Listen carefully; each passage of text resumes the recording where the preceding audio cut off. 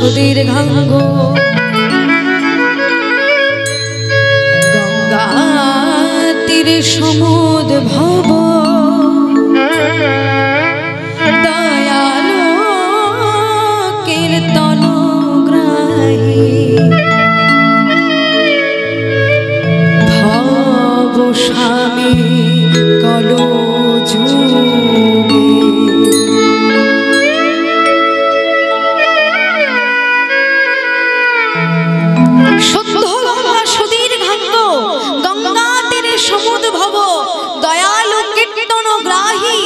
ভবস্বামী কলো যোগী প্রেমের ঠাকুর নবদ্বীপ বিহারী গৌর সুন্দর আমার কলির প্রথম সন্ধ্যায় অবতীর্ণ হইলেন এই ধরা ধামে। তা সেই গৌর হরি আমার শ্রীধাম নবদ্বীপে ভাগবতী সুরধ্বনির তীরে। সুরধ্বনি কোনটা? সুরধ্বনি গঙ্গা। আপনারা দেখবেন, আপনারা মায়াপুরে তো কম বেশি সকলে গেছে, হ্যাঁ, তাহলে মায়াপুর থেকে যখন আপনারা নবদ্বীপে যাবেন কি নবদ্বীপ থেকে আপনারা মায়াপুরে আসবেন, দেখতে পাবেন মাঝখানে একটা নদী পড়ে না? সবাই বলে যে দুই রকম জল আছে, বলে না? ওই যে নদী শুদ্ধ গঙ্গা সুদীর্ঘাঙ্গ, কত বড় নদী, দীর্ঘ নদী, ওটা কি? সুরধ্বনি গঙ্গা। নবদ্বীপে আছে সুরধ্বনি গঙ্গা, যে গঙ্গা তীরে আমার মহাপ্রভু অনন্ত লীলা করে গেছে। আর বৃন্দাবনে আছে কি? কালিন্দী যমুনা, যে যমুনার তীরে আমার গোবিন্দ আমার রাধারানী অনন্ত লীলা করে গেছে। সেই শুদ্ধ গঙ্গা তীরে পতিত পাবনী সুরধ্বনির তীরে যে গঙ্গায় স্নান করলে পতিতের সকল পাপ নাশ হয়, পতিত পাবনী, পতিতকে উদ্ধার করে যে গঙ্গা, সেই গঙ্গা তীরে আমার মহাপ্রভু তিনি আজ শ্রীবাস অঙ্গনের এক পাশে গঙ্গা তীরে বসে বসে তিনি এক মনে এক ধ্যানে রাধা নাম জপ করছে। রাধা নাম জপ করতে করতে করতে করতে তার নয়নাশ্রু পতন হতে লাগলো। রাধে রাধে বলতে বলতে উচ্চ স্বরে তিনি হা রাধে বলতে বলতে কাঁদছে, নয়নাশ্রু পতন হতে লাগলো। সেই সময় দার্শনিক পদকবি ভাবলতার অন্তরালে দাঁড়িয়ে লীলা দর্শন করে জগৎ জীবকে শিক্ষা দিয়ে বললেন, হেজি ওই দেখো, তোমাদের যদি নয়ন থাকে তাহলে তোমরা দেখে না, দেখলে তোমাদের নয়নের জন্ম সার্থক হয়ে যাবে। কেননা গৌর হরি গঙ্গা তীরে বসে বসে রাধা নাম জপ করছে। গৌর হরি যখন এক মনে রাধা নাম জপ করছেন তখন কি হচ্ছে না, পদের মাধ্যমে আপনারা বুঝুন। ও রাধা নাম জপে গোরা, ও রাধা নাম জপে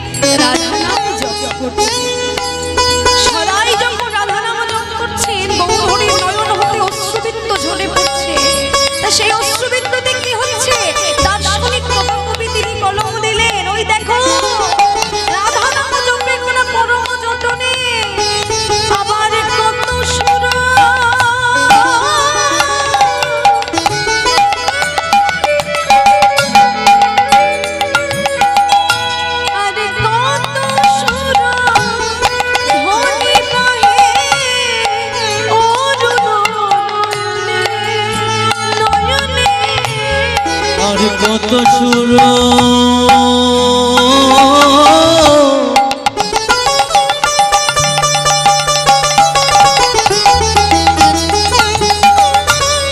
কত সুর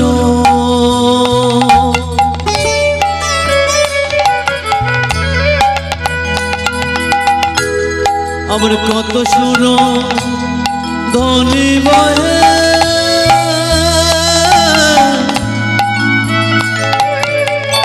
আরে অরুণ নয়নে নয়নে কত সুরধ্বনি বহে অরুণ নয়নে। গৌর হরি যখন কাঁদছে, গৌর হরির যে নয়নে অশ্রু এত ঝরে পড়ছে, পদকবি বললেন গৌর হরির নয়নের ধারায় যেন কত শত সুরধ্বনি বয়ে যাচ্ছে। কত সুন্দর কথা! গৌর হরির নয়নের ধারায় যেন শত শত সুরধ্বনি বয়ে যাচ্ছে।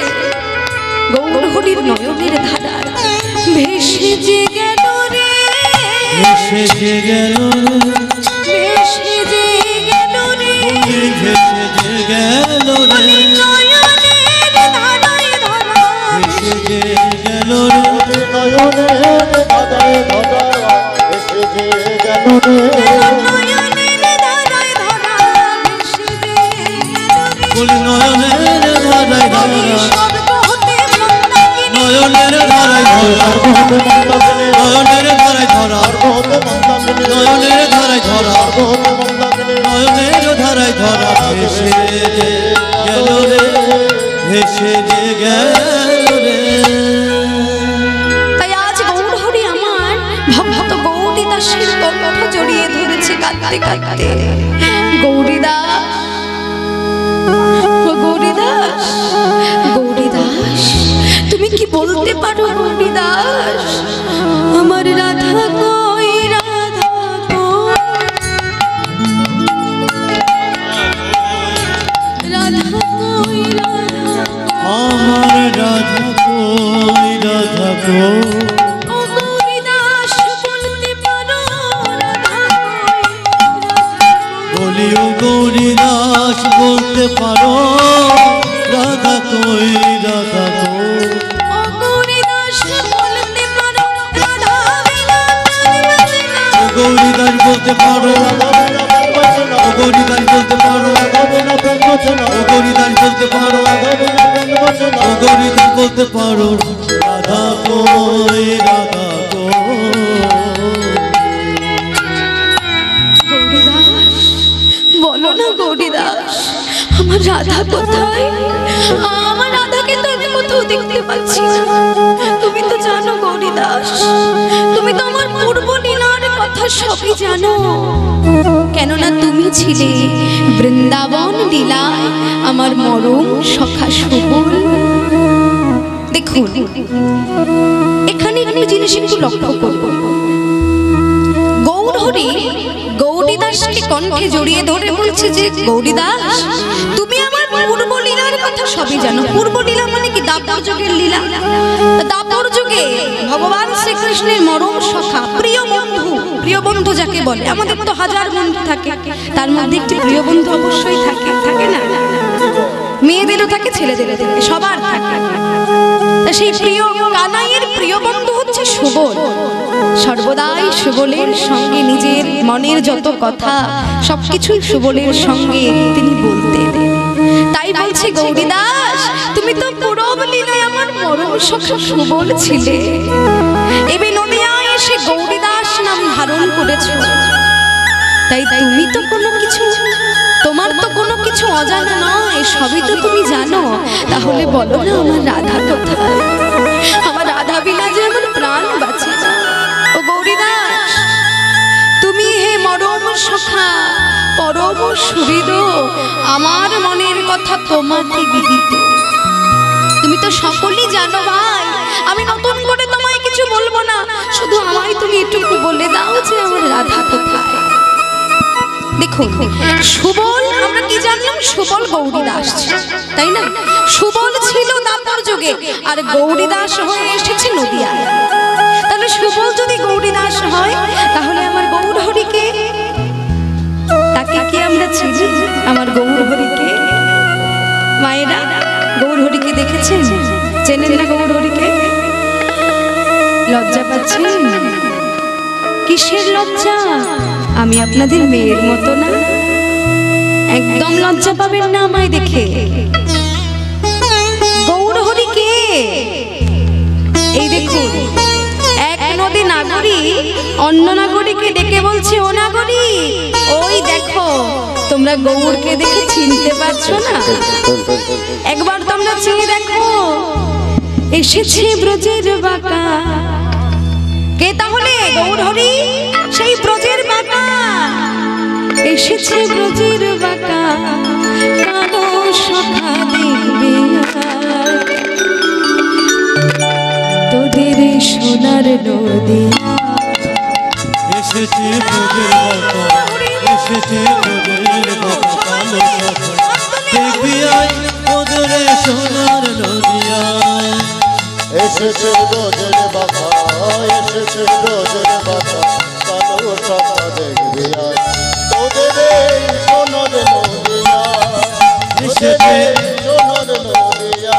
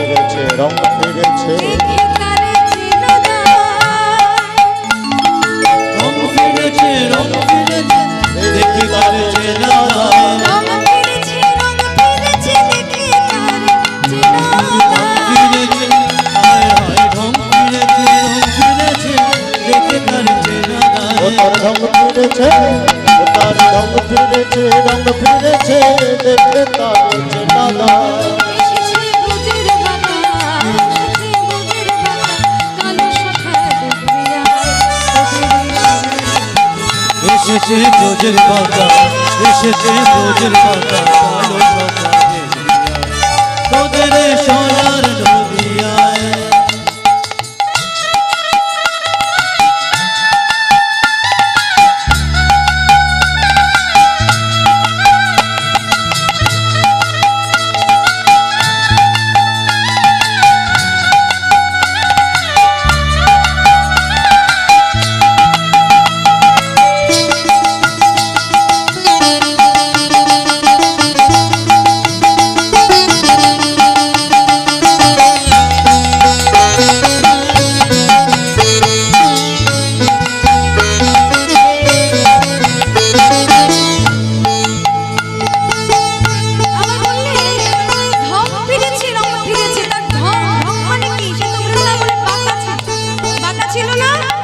কৃষ্ণ কেমন ছিল? বাঁকা ছিল তো, কিন্তু নদিয়া এসে সেই বাঁকা কি আছে? মহাপ্রভু কেমন বাঁকা হয়ে থাকে? কেমন ভাবে থাকে? বা সোজা হয়ে থাকে। তার যে ঢংটাও ফিরেছে, সোজা হয়ে গেছে, আবার রংটাও ফিরেছে। কৃষ্ণ কেমন ছিল? কালো ছিল না? আর নদিয়া এসে আমার মহাপ্রভু কেমন হয়েছে? পরিষ্কার হয়েছে। তাহলে রংও ফিরেছে, ঢং ফিরেছে, রং ফিরেছে। এবার দেখলে তাকে আর চেনা যাবে না। আবার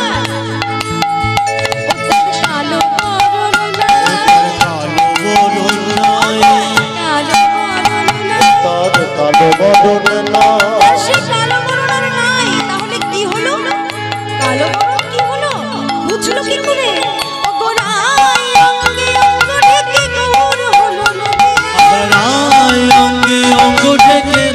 হলো নদিয়ায়